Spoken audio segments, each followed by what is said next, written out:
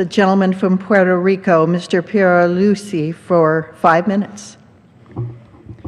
Thank you, Madam Speaker. I rise to provide an update on Puerto Rico's political status, which is an issue of national significance. Puerto Rico is an unincorporated territory of the United States.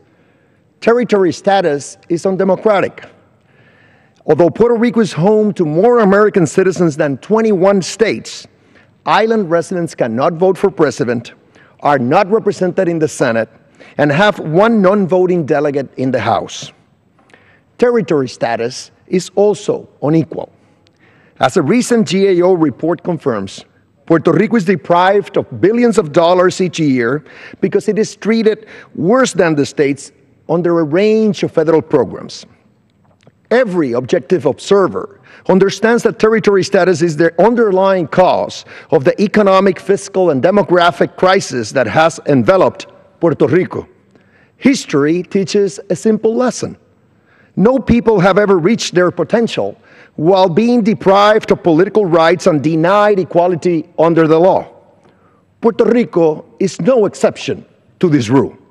If the people of Puerto Rico wish to discard territory status, there are two, and only two, paths forward. The territory can become a state on equal footing with the other states, or the territory can become a sovereign nation, either fully independent from the U.S., like the Philippines, or with a compact of free association with the U.S. that either nation can terminate, like the Republic of Palau. If Puerto Rico becomes a sovereign nation, future generations of island residents would not be American citizens and would receive reduced federal support. In a 2012 referendum sponsored by the government of Puerto Rico, a majority of my constituents expressed their opposition to territory status, which means that Puerto Rico is being governed without its consent. Statehood received more votes than territory status, which is unprecedented, and statehood obtained far more votes than either of the two nationhood options, which demonstrates that Puerto Rico has no desire to weaken or break the bonds forged with the United States over nearly 12 decades. At my urging, and in response to this landmark vote, the Obama administration proposed an appropriation of $2.5 million to fund the first federally sponsored referendum in Puerto Rico's history, with the stated goal being to resolve this territory status. Earlier this year, Congress approved this appropriation with bipartisan support.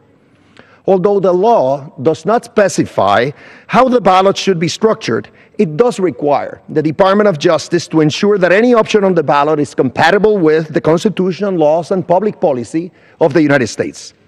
Therefore, the ballot cannot contain the status proposal known as enhanced Commonwealth that one political party in Puerto Rico has consistently put forward over the years, and that federal officials, including the Obama administration and Senators Wyden and Murkowski, have just as consistently rejected as impossible.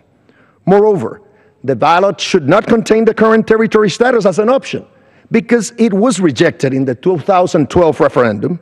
It is the primary source of Puerto Rico's problems, and it does not resolve the island status, since as long as Puerto Rico remains a territory, it has the potential to become either a state or a sovereign nation.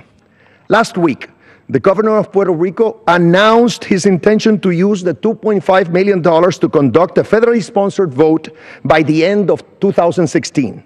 I have proposed that the federal funding be used to hold a yes or no vote on whether Puerto Rico should be admitted as a state, just as Alaska and Hawaii did.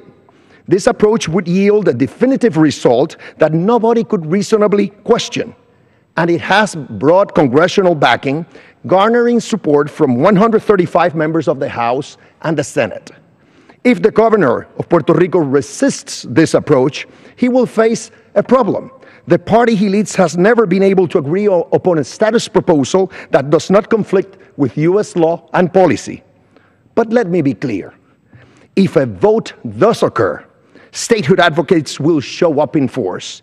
Anytime, any place, an army of men and women will be there to seek equality and justice, and we will prevail. I yield back. The gentleman